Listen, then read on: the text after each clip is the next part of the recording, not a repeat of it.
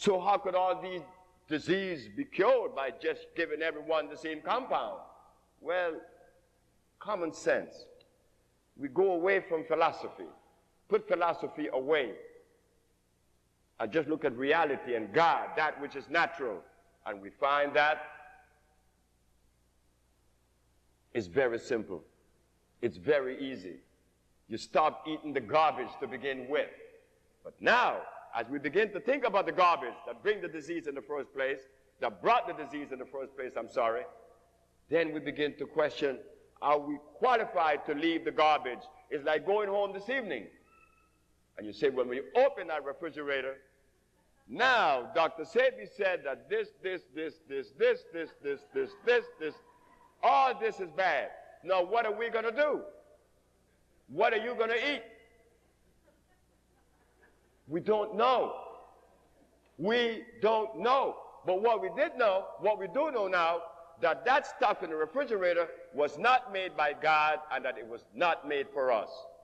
This is why our brothers and myself, we brothers, suffer with prostate cancer, prostate inflammation, nerve problem, impotence, and a whole bunch of other stuff very young. Then we begin to hide our disease like it is ours, like no one else should know about this, because this is embarrassing to even talk about it. No. When I was impotent, I cried out loud, hey fellas, I'm impotent, who could help me? Because I don't have that thing they call shame. Sisters too. Many times I sit with you sisters and I ask, do you have vaginal discharge? Well, sometimes. No, it's all the time. It's all the time. But there again, that's not yours either.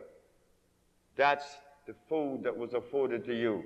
In the Supreme Court, I asked the judge, if God made food special for gorillas, special for polar bears, special for orangutans, special for birds, and not all birds eat seed, some eat snakes and meat.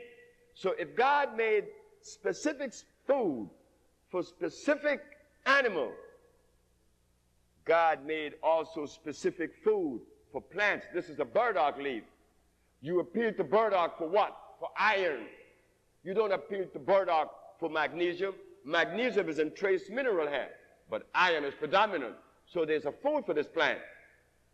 So I asked the judge, well, if the plant, the animal, the birds, has specific food that feed their cells, what about Homo sapiens? Are we exempt from that natural cosmic law? She said, no. I said, well, when you removed the Africans from Africa, did you bring his food with him? She said, no.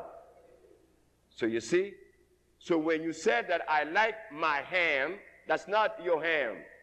That's not your chicken. That's not your biscuits. That is something that we have been conditioned to eat. And because we have been conditioned to eat those things, it makes love difficult to come out. When I talk to my wife about the girl, what's wrong with you? You know, it's never a situation where it is always pleasant, regardless to what happened. And I suppose that once upon a time I was there, but I don't remember being there after 30. And after 30 was when I began to, a lot of children was born to me. I think about 15 of them. So I began to compare myself as a father before this change with these herbs, this health that I'm experiencing now. As I go back into my life, I remember once picking up a belt, but I don't remember if I hit the child or not. But I do know this, that all of my children, from 30 until 65, I don't even think about raising a belt. But you see, there was a change in the house.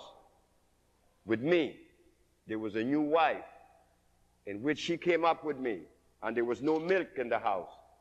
There was no cheese, there was no butter, there was no eggs, and there were no breakfast.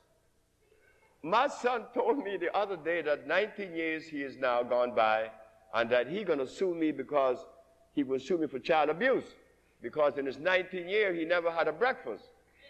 See, we just didn't have breakfast. It was easy. So the children that came up in that environment just grew up